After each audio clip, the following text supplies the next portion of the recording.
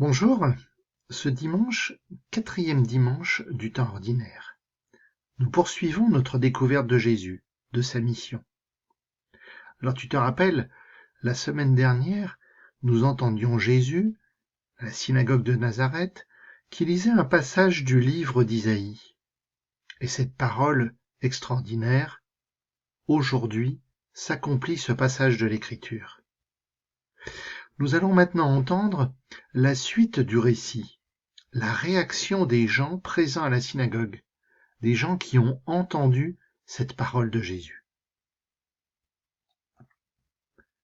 En ce temps-là, dans la synagogue de Nazareth, après la lecture du livre d'Isaïe, Jésus déclara : « Aujourd'hui s'accomplit ce passage de l'Écriture que vous venez d'entendre. » Tous lui rendaient témoignage et s'étonnaient des paroles de grâce qui sortaient de sa bouche.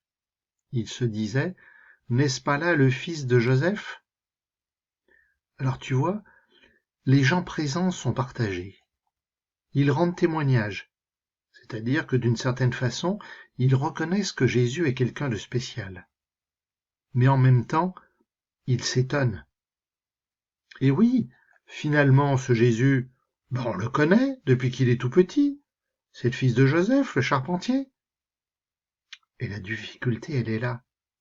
Quand on connaît trop bien quelqu'un, ou plutôt quand on croit bien le connaître, on a du mal à accepter quelque chose de nouveau.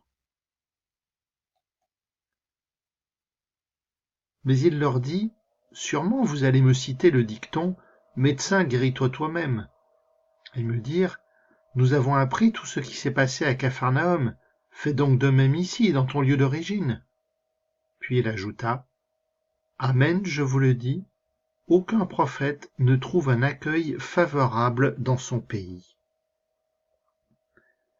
Alors Jésus comprend la difficulté. Il comprend ce qu'on peut lui dire. « Et ça va pas bien, toi, t'es malade ? Va te faire soigner. » Ou alors, écoute, fais comme d'habitude, fais comme tu as fait ailleurs, ne change rien. Le problème, il est dans la parole de Jésus. Une parole nouvelle, une parole qui dérange. Et Jésus rappelle qu'il en a toujours été ainsi pour tous les prophètes. Même Isaïe, dont il a lu un passage, était mal accueilli dans son pays.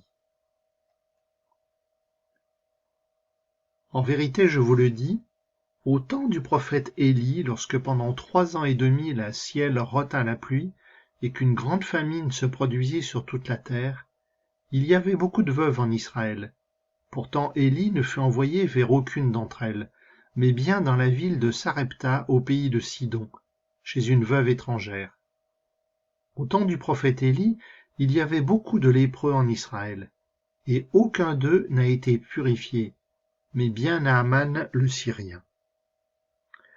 Pour bien faire comprendre, Jésus prend 2 exemples très anciens, Élie et Élisée, 2 prophètes qui ont vécu plus de 800 ans avant Jésus.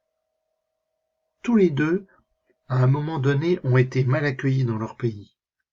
Élie a même failli être tué par le roi. Et tous les 2 vont rencontrer une personne qui écoute leurs paroles, une pauvre veuve et un grand général. Et ces 2 personnes sont des personnes étrangères.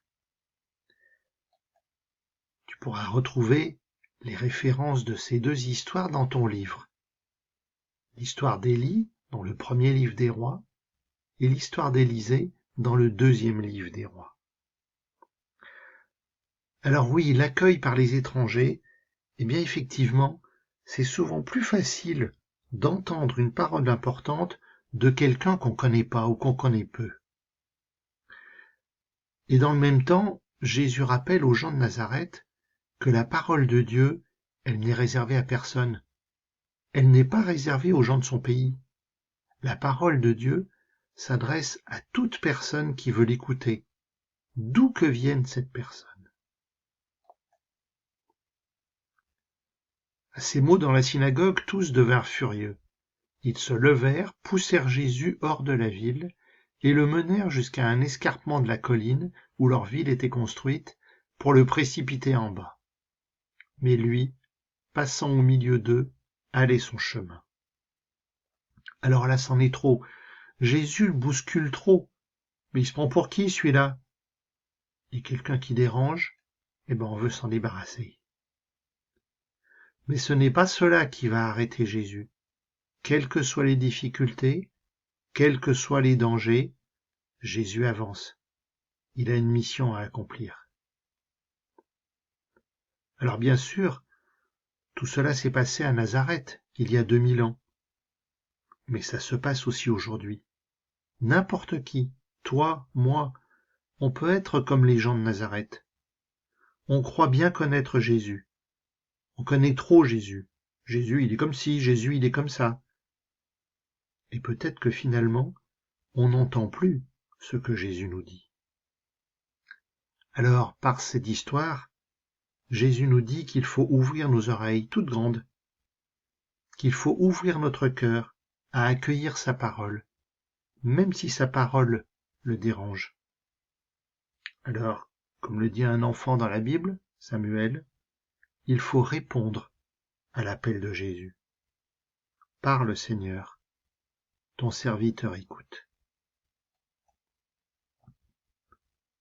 Jésus, tu me dis d'écouter, écouter ta parole, écouter mon prochain, qui est mon frère, ma sœur, écouter mon cœur.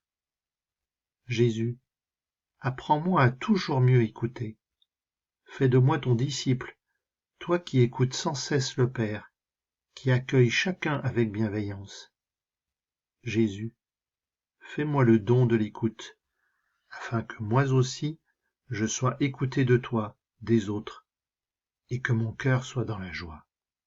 Amen.